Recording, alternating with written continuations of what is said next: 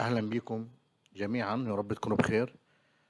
النهاردة هناخد حاجة مهمة جدا جدا في الوضع الحالي بسبب كورونا أو الوضع اللي فيه كورونا حاليا. مطلوب منك تعرف متطلبات السفر علشان تفيد العميل بتاعك بيها. العميل لو سألك وهو مش عارف مثلا ايه المطلوب، عنده سؤال معين قدامك، الإياتا سنتر ترافل سنتر هو ده الخلاصة. أنا قبل كده شرحت لكم، قلت لكم في طيران تدخل عليه ومن جوه كل واحد موجود الريكويرمنتس بتاعت كل دولة، هي عايزاها ايه، متطلبات كل دولة في وقت كورونا ايه. في ناس بتطلب تحليل قبل السفر بيومين، في دول مش طالبة، في دول لا لازم حجر لما يوصل حتى لو سياحة، في دول كذا. فتشوف الدولة اللي رايحة ايه، المطار نفسه هيفتح امتى مثلا، مقفول او مفتوح، برضه هتعرف تشوفه من المطار ايه الوضع الحالي للمطار او للدولة اللي انت رايحها. تمام. ترافل سنتر بصراحة هو المفروض من قبل الكورونا وبعد كورونا هنستخدمه، لانه في معلومات زي التيتانيك اصلا. هو يعني في حاجة اسمها تيتانيك عندنا في الإياتا عامة، يعني في أماديوس منه بتدفع له 205 دولار على ما أعتقد، أو 250 دولار شهريا على ما أعتقد. موجود تيتانيك في أماديوس أصلا، في سيستم أماديوس، وتيتانيك ممكن تتواصل مع ال- الإياتا وبرضه ينزله لك، بس برضه برسوم عليك. تمام. حتى لو نزلت لو كل واحد نزل واحد في شركته، لو كل شركة نزلت واحد تيتامك في الشركة بتاعها، يبقى حاجة كويسة. ليه؟ لأنه التيتامك ده هو اللي بيشيكوا بيه في المطار. التيتامك ده لما أنت تروح يشوفوا مع، أنت مصري طالع من إيطاليا، طيب رايح فين مثلا؟ رايح أمريكا. هو ممكن يكون الستاف عارف مبدئيا انه المصري ما ينفعش يروح بغير فيزا، فهو عشان يشيك يشوف لو ما لقيش فيزا في الجواز بتاعك، يشوف انت مسموح لك اون ارايفل الفيزا بتاعتك ولا مسموح لك بدون فيزا ولا لا، هيشيك على التيتامك عنده. ولذلك يعني مش قاموس هو الموظف ده فاهم كل حاجه. فده يعتبر شبه التيتامك شويه. تمام. او يمكن هو التيتامك وعملوه فري خالص حاليا الاياتا، لان كل المعلومات فيه، حتى الفيزا هنشوف ازاي، حتى الفيزا عايز فيزا ولا مش عايز فيزا هيقول لك برضو الاوراق المطلوبه منك ايه. وخاصه احنا هنشيك اصلا في الوضع الحالي على الياتا سنتر ده علشان نشوف وضع كورونا في البلد دي ايه المطلوب، وهيقدر يسافر العميل ولا لا. ولو ترانزيت برضه في دوله، ايه الدوله طالبه ترانزيت، اقصى ترانزيت كام، مسموح كام. مثلا لو مطار زي ابو ظبي تقريبا كانت من شهر 8 ساعات اقصاها، او من 8 ل 12 ساعه اقصاها. تمام. ما ينفعش اكتر من كده. مثلا في دوله تانية لا ما ينفعش فيها ترانزيت، زي اثينا حاليا. فوجئت اخويا عايز يحجز تذاكر لروسيا لزمايله، فبيقول لي انه دول حجزوا بالغلط، وروسيا طالبه انه اللي يدخلها ما يدخلش عن طريق الترانزيت، يدخل رحلات دايركت.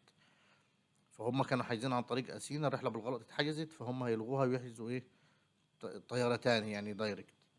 ففي الدول، فعشان اعرف انا قبل ما احجز التذكره للعميل، او قبل، او اذا العميل سالني او العميل جاي ساله، اوكي مفيش مشكله، هو على مسؤوليته. بس قبل ما احجز له انا برضه المفروض اقول له عندك يا فندم كذا، حتى البسيط، عشان يبقى انا عملت اللي عليا قدام ربنا الاول، عشان الحرام يحجز تذكره وتروح عليه. تمام. فبساله مثلا، انا عارف انا ممكن احنا فاضيين، مثلا انا فاضي مثلا دلوقتي، شفت كام دوله مثلا، مش مشكله اخد معلومات على الاقل الدول العربيه اللي حوالينا دي، لانه معظمنا دلوقتي بيسافر الدول العربيه عشان الشغل عامه، بغض النظر عن السياحه في الوقت الحالي. فشوف الدول العربيه ايه وضعها، ايه دنيتها، المواطن مثلا المصري يقدر يسافر ولا لا، اثيوبي يقدر يسافر ولا لا للدوله دي. لو انا في دوله زي الكويت مثلا بيجي خدم ويروح خدم، هل الهنود يقدروا يدخلوا، السودانيين يقدروا يدخلوا؟ للعلم الناس اللي في الكويت، اثيوبيا فتحت حاليا طيران الجزيره، فتح من اثيوبيا للكويت دايركت، بس تتواصل مع طيران الجزيره، شوف مين السيلز بتاعك وتواصل، وتقدر تاخد معاهم. الاسعار بتاعتهم حوالي 145 دينار، شامله 2 بي سي ار بالكويت هنا. ده مبدئيا يعني، لسه امبارح الخبر ده وصلنا يعني. تمام. فدي هنعرف كل حاجه، دي نقدر نستخدمها فيما بعد اذا ما قفلوش الياتا وخلاها برسوم يعني، هنعرف ازاي نستخدمه. في برضو انت ممكن تلاقيه في المواقع نفسها. يعني هقول لكم مثلا زي الاتحاد، مثلا انا دخلت على الاتحاد مثلا، ترافل جايدلاينز اند ريجوليشنز. تمام. آه هنا مثلا to make sure you stay safe when you travel is really kind important that you read this guidelines. تمام. خلاص دي بتاعتهم اللي هي دي، بس ما علينا منها. خلينا في تحت entry testing and require quarantine quarantine regulation. Find up the dates entry find up to dates up to date, sorry, visa entry, testing and quarantine regulation for destinations we are flying to, or as well as any important travel documents you need for your trip. If you are flying with one of our partner airlines at any point of your trip, please check the IATA center. شوفوا IATA travel center for the latest travel device advice, sorry, and restrictions. Always check the regulation at both your departure and arrival destination. انا بقول لك بالخلاصه كده تمام عن الحجر وعن الاختبارات اللي عايزينها والفيزا والكلام ده في الوضع الحالي. يفضل تدخل تشيك او تخليك يعني خليك يعني على مطلع على الحدث او التحديثات اول باول، تمام، اللي هي بتبقى على الاياتا ترافل سنتر. هتضغط ده موقع الاتحاد نفسه، هتضغط كده هيجي لك ده سبميت. اي ام نوت ريبوت. طبعا انا طبعا عشان دخلت عليه من شويه فجاب لي صوره. عارفين انتوا شغل المواقع الريبوت عشان يضمن انك انت مش ريبوت. سبميت اي اندرستاند سبميت. جاب لي الصفحه بتاعت ايه ترافل. ده الهيلث بتاع ده النيو الكوفيد 19 ترافل ريجوليشن ماب. ده الماب بتاعتهم باورد باي تايتانيك. تمام. ف دي طبعا الاشارات بتدل على ايه. بس وليكن دي احنا وصلنا هنا. بعد ما ادخل انا تهت طبعا، عشان كده المره اللي فاتت ما عرفتش. هنا تهت مثلا ما عرفت مش طب ده دي انا اعمل ايه بيها دي انا بس اوكي كاتب لي هنا شويه حاجات. الريستريكتيف والبارتي بارتيلي ريستريكتيف والنون ريستريكتيف. طيب ماشي اوكي عرفنا. طب انا ما فيش حتى حاجه ظاهره. انا لو حافظ الخريطه ماشي. طب عايز اجيب بقى ايه بالظبط بقى. هضغط على باسبورت اند فيزا هيلث. هدخل على كانتري انفورميشن. ده كله هنعرفه من خلال خلينا شغالين على اللينك ده افضل. هنا تمام. هنا بيقول لك know before you go. اعرف قبل السفر. الباسبورت مطلوب حسب نوع باسبورتك او الفيزا بتاعتك او الهيلث ريجوليشنز، المتطلبات العاديه للصحه وكده، يعني منظمه الصحه والكلام ده. من منظمه الصحه والباسبور اللي هو باسبورك ينفع تسافر ولا لا، والفيزا بتاعتك مطلوب منك فيزا ولا لا. هنا بيقول لك تشيك يور ديستنيشن. خلينا نشتغل على دي الاول. تمام. هنا طبعا لو ضغطنا هوم هنا جايب لي دي باسبورت اند فيزا هيلث. تمام. هنا هي هيجيب لي هي دي بس لوحديها. هيجي سوري دايركت هيحولنا عليها. بس هنا هم الاثنين جايبهم لي. عايز اشيك دي اشيك دي. تمام. كونتري انفورميشن معلومات عن الدوله. كوفيد 19 نيوز. دي النيوز اللي هي موجوده بالاياتا طبعا. في اليونايتد طبعا اكبر مشكله في من شهر واحد تقريبا. فكان ممنوع اي حد كان بيزور اي الدوله اليونايتد ستيت. كان اي حد بيزورها معظم الدول في خلال ال 14 يوم اللي بتكون فاتت ما بيدخلكش. وحتى الان برضو ترافل اف اي كيو دي الكويشنز الاسئله بتاعتك او ايه هو بيقول لك ايه هو ترافل اياتا وليه الباسبورت وكذا كذا لازم اهتم بيهم والكلام ده ماشي. ابو ترافل سنتر المعلومات عن تاريخه وعن نشأته وعن فكرته وكده. طبعا ده تجرو قرايه طبعا مش هقدر اقرا كل حاجه. احنا اهم حاجه عندنا ندخل على الهوم. خلينا على الهوم او على طول باسبورت ان فيزا اللي يريحك هيجيب لك كده. بس لو انا على الهوم دخلت هنا هيجيب لي الاول هنا الفرق بين الهوم وبين على طول ادخل على الكانتري انفورميشن او على الفيزا الباسبورت اند فيزا. لو دخلت هنا هيجيب لي على طول يقول لي دخل الديستنيشن بتاعك. لو انا لسه بره هنا من قبل اي ستيب هيقول لي دخل الديستنيشن. انا دخلت مثلا ايجيبت مثلا وضغطت تشيك. هجيب لي الدوله ديبارشر كانتري. انت طالع من فين؟ من الكويت. ارايفال ديت مثلا 19 ابريل 19 ابريل 2021. ديبارشر ديت طبعا انت لو طالع تكتب تاريخ انت على السيجمنت عندك حسب وصولك. انت لو وصولك الساعه 12 الفجر يوم 20 هتكتب 20. تمام كده 19 ابريل 2021. كارير كود خليها اذر مش مهم. خليها اذر حتى الان لما نشوف. countries visited last 6 days. اخر 6 ايام زرت ايه. لو زرت اي دوله تكتبها هنا الكويت بس لانك انت كده كده قاعد بالكويت. سوري. تضغط على الدوله من دول. كويت هو جايبها لك اساسي بس ايه تخليها كويت زي ما هي. كويت جي كي ال ام ان كويت. خليها الكويت، هو جابها لك اوتوماتيك اصلا الكويت.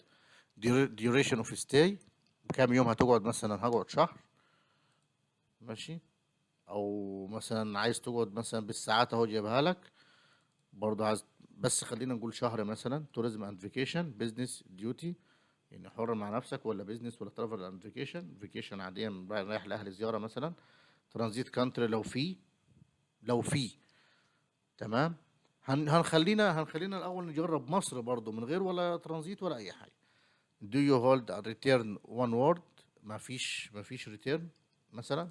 I agree privacy policy، اضغط اوكي. جاب لك الصفحه الثانيه، الناشوناليتي بتاعتك ايه، هنكتب كويتي، باسبورت نورمال من الكويت، ايشيو ديت الباسبور مثلا 13 نوفمبر مثلا 2020 وليكن، اكسبايري ديت 13 نوفمبر 2025. تمام. تقدر بدل ما تقعد تدور، على فكره انا بكتب كتابه على الوورد على طول، شايفين ان انا مش بعمل كده، انا بعمل كده اهو. ده انا بكتب على الكيبورد نفسها، اي اونلاين فيه زي كده او اي ويب سايت فيه كده، الجزيره برضو زي كده ممكن تعمل فيه. والفلاي دبي انت بتدخل بيانات الجواز، تكتب الحروف من الكيبورد عادي 2025 وانتر، جات لك 2025. طيب هنا ريسيدنس كانتري، بلد الاقامه، طبعا هو كويتي ممكن في الكويت. كانتري بيرث اوف بيرث، بلد الولاده، الميلاد يعني، من الكويت برضو. ديت اوف بيرث مثلا 11 نوفمبر 85 مثلا، اي تاريخ. الجندر بتاعه ميل. ال الدوكيمنت فيتشر اللي هو الجواز، نوع الجواز ايه مثلا، او خليه بايومتريك. تمام. الكود ده لازم تدخله زي ما هو، طبعا ده مش ظاهر شويه، هنجيب تراي انذر كود لحد ما نلاقي كود مناسب. مثلا ده الاكس، الكابيتال والسمول سمول، دي 7. الاكس كابيتال هنا هشغل السكيب عندي، الكابس لوك سوري عندي، والتي كابيتال بس تي تاني سمول، الاس والال كابيتال، واضغط نيكست بيج هنا. حلو. لو في غلط هيجيب لي غلط، يعني انا لو رجعت هنا مثلا، بس كده انا هرجع لحظة.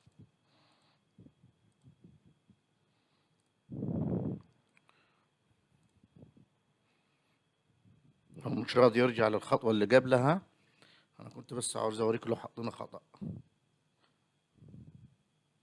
ما علينا، خلينا نقول كويتي هنا زي ما كنا بنقول، سجل كويتي نورمال كويت، ايشيو ديت هنحط التفاصيل من الاول، اي تفاصيل بقى خلاص. 2020 مثلا 13 انتهاء الجواز 13 فبراير 2025 برضو. كويت ديت اوف بيرث 1 يناير 1986. الجندر النوع ذكر او انثى او كده، فيميل او ميل. الدوكيمنت فيتشر ملامح الجواز نفسه ايه، زي نوع الجواز كده. تمام. هنا بحط دي، يعني بص مثلا احط اي حروف. تمام.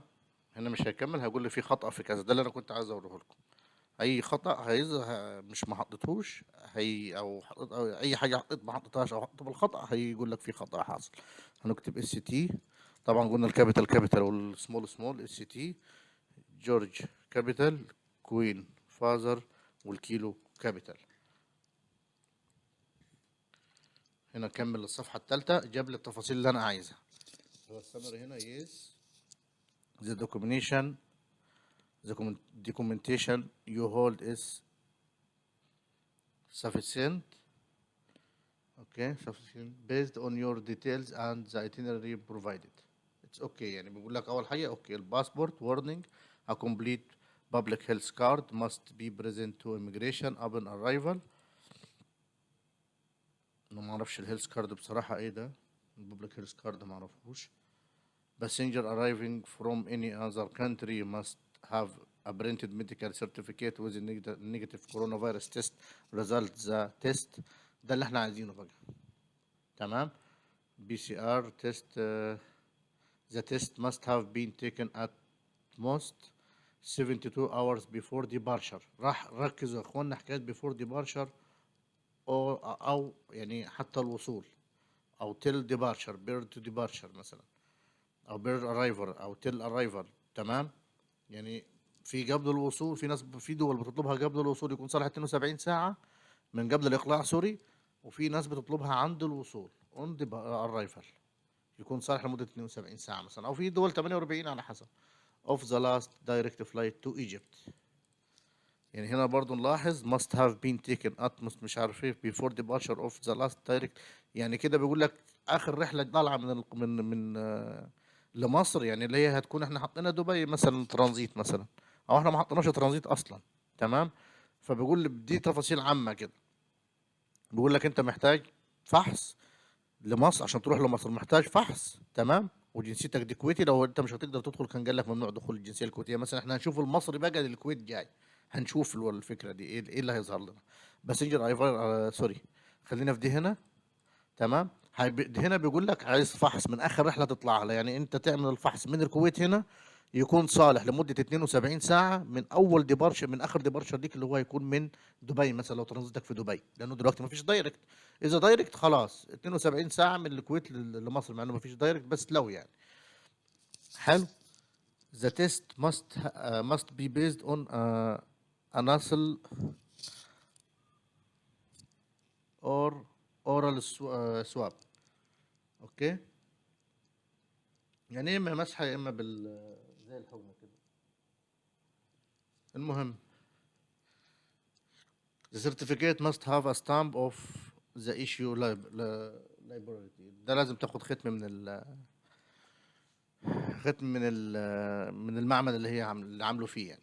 باسنجر ارايفنج دايركتلي، شوفوا الفكره دي بس الناس بتتلخبط فيها. دي بيقول لك باسنجر ارايفل دايركتلي تو هورجادا ات هورجادا شرم الشيخ مرسى علم، اللي هم المطارات السواحليه بتاعتنا. وزود ابرنت نيجاتيف كورونا فيروس كوفيد 19 بي سي ار تيست ريزلت ار سبجكت تو بي سي ار تيست اون ارايفل ات زير اون اكسبنس. دي بيقول لك انه اللي هيروح الغردقه او شرم الشيخ او طابه او شرم الشيخ ومرسى علم وطابة، أيوة.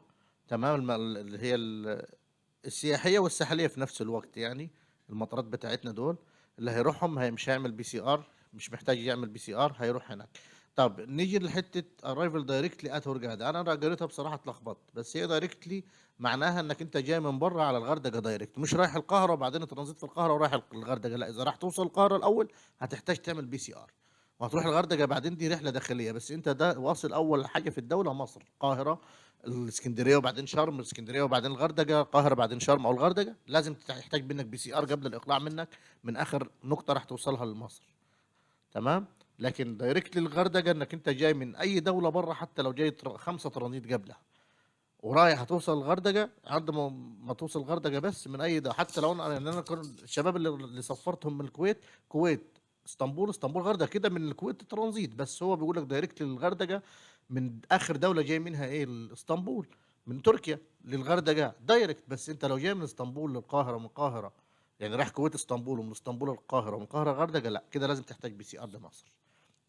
ده برضه شوية معلومات نفهمها، ما هي برضه الحاجات محتاجة فهم، لأنك ممكن تحتاج حد ترجع له عشان يفهمك في حاجات. أنا مش أنت بس، ولا مؤاخذة، كلنا كده يعني. بالنسبة للصحة the information is for guide process only. The health organization may recommend alternative preference passenger arrival 6 days after. برضه في معلومات تانية هنا. بيقول لك إن وزارة الصحة بتقول حاجات برضه ممكن تكون حسب اللي هيعملوه ايه هم هناك بقى، ممكن يطبقوه او لا.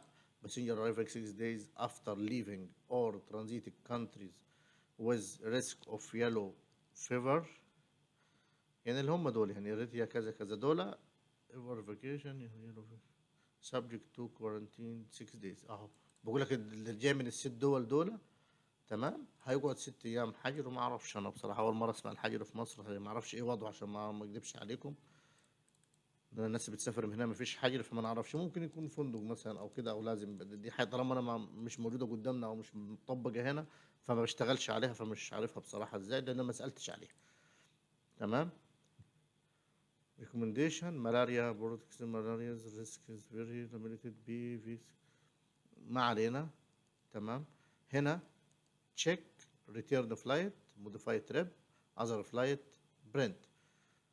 ده لو عايز تطبع ده وتخليه معاك كدوكيمنت، يعني انت وداخل مثلا عايز تخليه ليك انت. هنا برضو لو قلنا كاستمر كرنسي اند ايربورت تاكس رولز، ممكن نضغط جو. لو ضغطنا ايجيبت عايز تختار دولة تانية اختار براحتك. هنا all about Egypt كابيتال كايرو، جايب لك معلومات الدولة نفسها احنا عارفينها بس في غيرنا مش عارفها.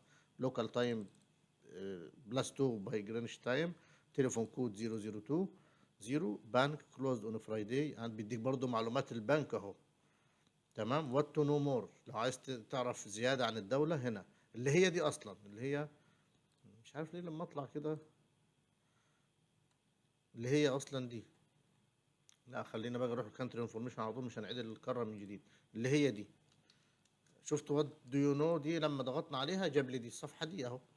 لو عايز تعرف زيادة اكتر عن المدينة اهو، دي اللي هي التانية اللي هنروح لها بس لما نخلص دي، لما نخلص الباسبورت اند فيزا هيلث. تمام. هنكتب الدولة برضو، هنكتب الدولة دلوقتي الكويت، ديستنيشن المكان اللي انت رايح له فين الكويت. نيكست بيج، بالعكس بقى، ديبارشر كانتري ايجيبت، ارايفال ديت 10 9 ابريل، لانه لسه ما زال في حظر في شهر 4 ابريل 2021. ديبارشر ديت برضو 9 ابريل 2021 من ايجيبت. كارير كود سيبك منه مش لازم تحطه، او لو رايح على طيران معين ممكن نحطه بس مش هنلاقي هنا. ده كل الطيران بس مش مهم ما تحطش كود طيران احسن. او لو رايح برضه حط عشان تعرف، ما هو انت كده ممكن نحط مثلا اي كي اميريتس، مثلا اي ام اميريتس. تمام. وليكن مثلا duration اوف ستاي، لو مش عارف نفسك هتقعد كام يوم مش مشكله. تمام. دوريفيكيشن بيزنس عمل، انت رايح كده عمل لان احنا معظمنا جاي من هناك عمل. ترانزيت كانتري، خلينا نحط، هي طبعا اميريتس طبيعي هتكون في اليونايتد الترانزيت بتاعها. حلو. هنا انت عندك 9 ابريل هتقول له الترانزيت بتاعك يوم 9 ابريل. انا بعمل حاجه كده اللي هو على السريع بس عشان ايه بدل ما نختار رحله وبتاع. ابريل، هنا ابريل، هنا 21 التايم مثلا من 2 الظهر ل 3 العصر مثلا او 4 العصر خليها مثلا. تمام. هنا ترانزيت وان وورد تيكت اوكي مع بعض. دو يو هولد ريتيرن تيكت، لا لانه مش عارف نفسي ارجع امتى. اوكي. دي هنشوف على المصري، هندخل الجنسيه مصري ونشوف بقى هيدينا ايه. تمام. as an occurred error destination of ده ممكن مثلا 90 يوم مثلا. طب ليه هو destination duration of stay انا مش عارف هقعد. transit arrival date،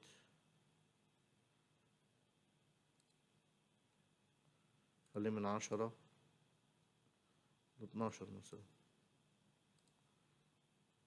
بس ظبط معانا. nationality Egyptian، passport normal Egyptian، expired date 13 نوفمبر 2026 مثلا. تمام. date of birth 12 نوفمبر 1993 مثلا أي تاريخ. هنا ده مش عارف الباسبور ديجيتال فوتو تقريبا بتاعنا احنا على ما أعتقد يعني.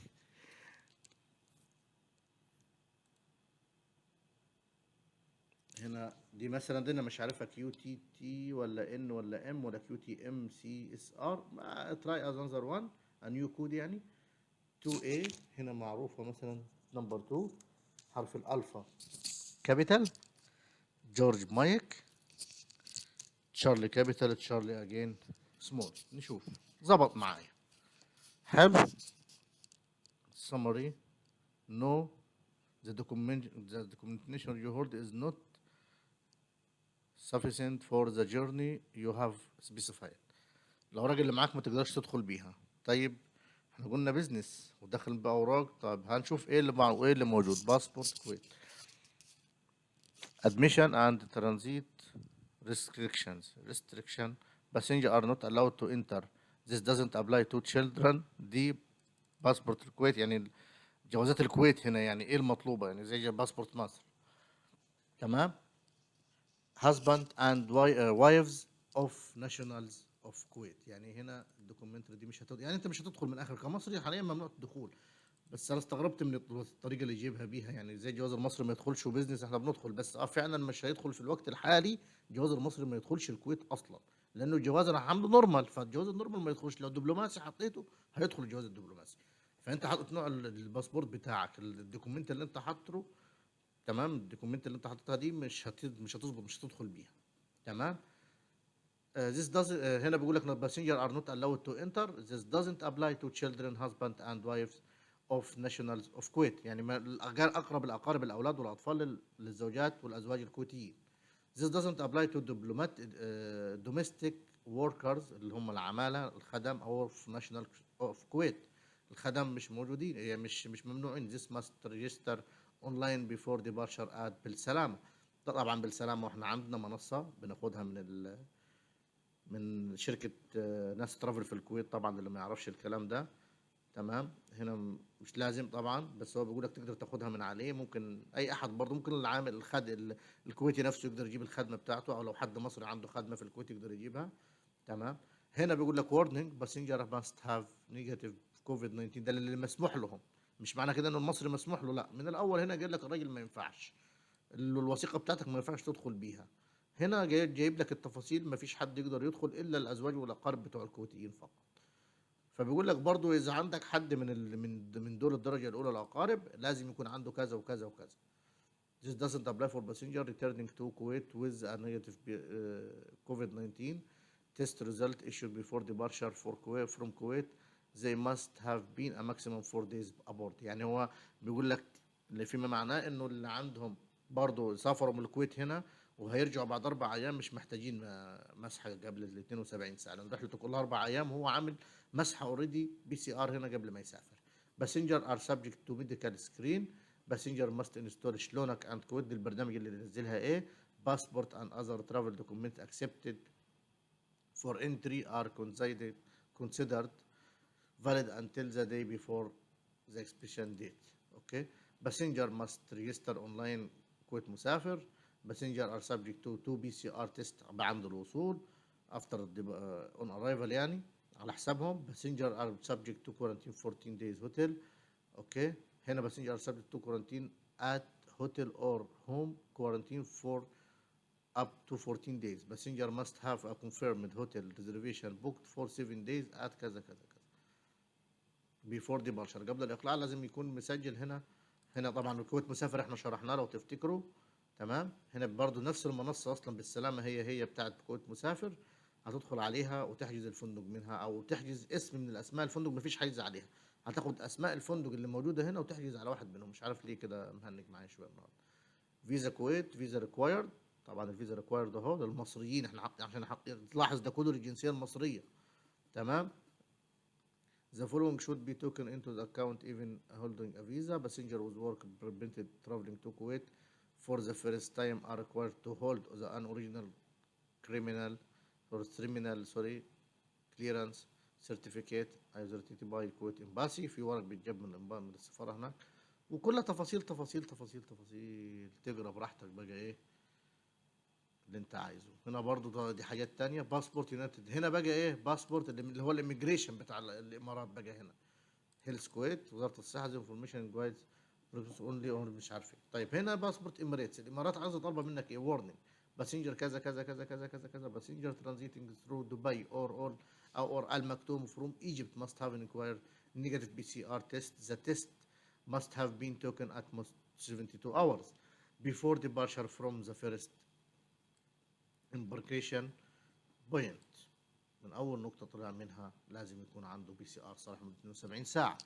The test result must have an Arabic or English and must be issued any approved laboratory. هنا مديك المعامل. تمام. هنا موجودة اللي هي عشان تدخل بيها دبي أصلا. This doesn't apply to passenger with disabilities. هنا بيور هيلز دي طالعة من عنديكوا. بيور هيلز لوجين ريجستر، ممكن تعمل لوجين أو لوكيشن. انا دخلت عليه الموقع ده بيور هيلز قبل كده، كان جايب لي الدولة. ايوه ايوه هنا تدخل على اللوكيشن ايجيبت. بس ليه مش راضي يجيب افريقيا؟ طب مش راضي يجيب لي. ممكن يكون من النت عندي، بس حاولوا برضو ايه. ده ايجيبت اهو، مش راضي يدخل خالص. والمفروض كنت تضغط على الدولة يجيب لك المعامل اللي فيها طبعا. تمام، دي حتة حلوة برضو. passenger entering transit through Abu Dhabi Sharjah have must negative PCR result that list 90 يعني على الأقل واجب 96 ساعة ما إن لم يكن الوجهة الأخيرة طالبة حاجة تاني. The test result must be issued by an approval liability. هنا liability visa the following should be كذا passenger transit through Dubai with special tickets doesn't have to clear immigration and customs. يعني معلومات حلوة بصراحة يعني. شوفوا دي جايب لكم ايه، بغض النظر عن كورونا جايب لكم عن الفيزا والترانزيت والوضع بتاع الترانزيت ازاي. تمام. طيب احنا قلنا دي عن الباسبورتات والكلام ده. طب خلينا نروح الباسبورت اند هيلث تاني ونكتب له مثلا ديستنيشن ايجيبت برضو. معلش انا شغال على ايجيبت يعني، بس عشان اكتر من حاجه بالنسبه يعني فيها شويه تفاصيل يعني بالنسبه للكويت او ده او ده اللي جاي منها اللي رايح منها. انا عايز اوريكم هنا ترانزيت. احنا كتبنا ترانزيت كانتري خلاص. لما خليناها الاماراتيه لا كده خلاص مفيش حاجه فيها دي. هروح للهوم هنلاقي هنا كاستمر كاري كاستمرز كرنسي ايربورت انفورميشن، او هنا كانتري انفورميشن ادخل لها على طول من هنا برضو. هدخل جوله ايجيبت مثلا، هيجيب لك ايه الممنوع ايه المسموح في الطياره ايه كل حاجه على كاستمر ريجوليشن امبورت ريجوليشنز تصدير او اصدارات فري امبورت بريكس مش عارف اوف ايج 200 cigarettes of 25 cigar or 200 grams of tobacco. يعني ايه ده الحاجه الصالحه لك انت وداخل. 1 liter of alcohol 1 liter سوري لتر شنو الكحول مش عارف ايه ده اللي مسموح لك تقدر تدخل، ولا لو خدته من السوق الحرة او دخلت بيه من دولة تانية عادي. goods for personal use non commercial articles with a total maximum 2200 USD. ده المسموح لنا برضو احنا في الجمارك او كده يعني الامبورت سوري ريجوليشن الجمارك بتاعتنا مسموح كده. وتقرا تقرا تقرا تقرا ايه المسموح ايه اللي مش مسموح. سبورت والارم اند اميونيشن برضو في الحيوانات الأليفة والحيوانات المسموح به. والعملة بتاعتنا اهو ما شاء الله امبورتيشن لوكال كرنسي ايجيبشن باوند up to 5000 باوند فوريان currencies up to 10000 ايجيبشن 2000 10000 يعني انت معاك يا 5000 جنيه او ما يعادل 10000 دولار. طبعا هم دول ما يعادلوش دول دلوقتي خالص. تمام، ده كان زمان ايام ما كان الدولار ب 2 جنيه تقريبا. حلو or its equivalent in freely convertible currency. تمام، ده العملة المسموح لك بيها. EGB obtained via postal jury مش عارف ايه. دي معلومات زيادة. currency export regulation لو انت برضه نفس الفكرة لو طلع او داخل البلد 5000 اقصاها في ايدك 5000 جنيه مصري او 10000 دولار اقصاها ما تشيلش اكتر من كده معاك لا داخل ولا طالع. airport tax no airport tax هنا اللي بيقول لكم عليها is leaved on passenger upon embarkation the airport. اوكي، ده على ما اعتقد يعني يعتبر خدنا حاجات كتير يعني. دولة ده اي دولة كده تقدر تشيك عليها بالجنسية هتحط الجنسية المكان اللي انت طالع منه ايه. حتى الجنسية انا كويت انا مصري يعني انا مثلا طالع من يو اس من يونايتد ستيت ماشي والجنسية مصري ورايح امريكا. ما انا ممكن اكون مصري مش رايح بلدي. ديبارشر كانتري سوري ديستنيشن خليه يونايتد ستيت. ديبارشر كانتري كويت. والجنسية اللي انا هطلع بيها 12 ابريل 12 ابريل. تمام، طالع من الكويت. ديت اوف ستاي 15. توريزم اند فيكيشن مثلا دلوقتي انا ما فيش بيزنس معايا. تمام، ناشوناليتي ايجيبشن. طالع من الكويت رايح الامريكا رايح. طبعا التفاصيل دي خلاص احنا حفظناها. ديت اوف بيرث اي ديت مثلا الجواز بتاعنا ده اكس 6 فيكتور 3 فيكتور الفا.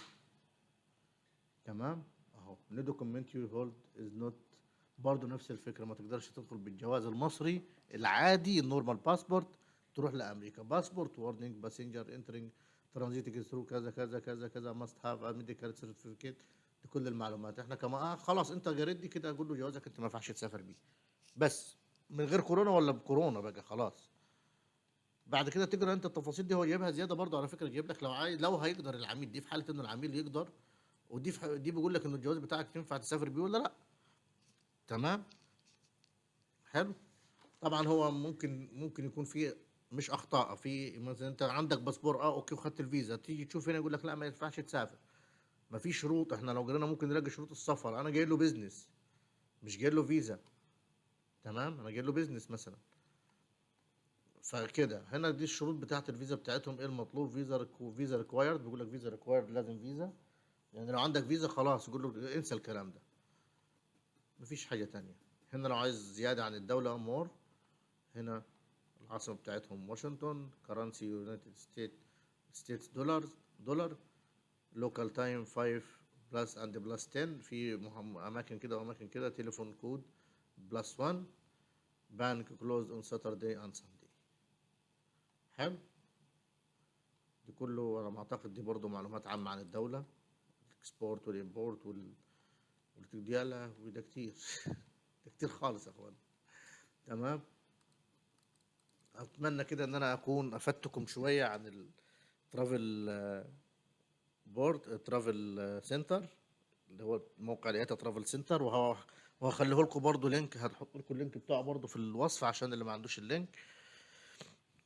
ده يعني شرح مش مفصل، يعني مش مفصل بس مفصل شوية، يعني شوية شوية كتار يعني معلش. بس هو كده ايه اللي قدرت اوصفه لكم. لو حد عايز سؤال عايز اي حاجة تحت امركم. واشوفكم ان شاء الله في فيديو جديد. انا اللي بلاقيه قدامي او اللي بتطلبوه، يعني انا حد كنت منزل في جروب اصلا على الفيس اللي هو بتاع ماديوس هيلب ديسك. في حد طلب اعمله لنا بالترافل سنتر او التيتانيك، فتحت امرك يعني. فبناء على طلب حد من الجروب، فقلت ايه احاول اشوفه. فالنهارده انا اصلا اللي خلاني برضو النهارده ان لو شايفين انا كنت داخل على الاتحاد، اللي خلاني افتكر، يعني انا اسف للتاخير برضه لو كنت اتاخرت عليه، اللي خلاني افتكر النهارده ان انا كنت عندي تيكت وعايز اعمل يعني غيرت الرحلات وكده. فالويفر بتاع الويفر نوت اللي هحطها على الريفند او الري ايشيو، اللي هي تبع الاتحاد، بعت لهم ايميل بعتوا لي لينكات. فاللينكات من ضمنها اللينك اللي شفته ده من تحت مكتوب الاياتا سنتر. فافتكرت لما ضغطت عليه الاياتا ترافل سنتر، افتكرت لما ضغطت عليه جه قدامي. فشكرا لكم واشوفكم بخير ان شاء الله في اقرب وقت ممكن ان شاء الله. وانتظرونا الحلقات الجايه، هتكون ممتعه وشيقه ليكم. شكرا لكم، مع الف سلامه شباب.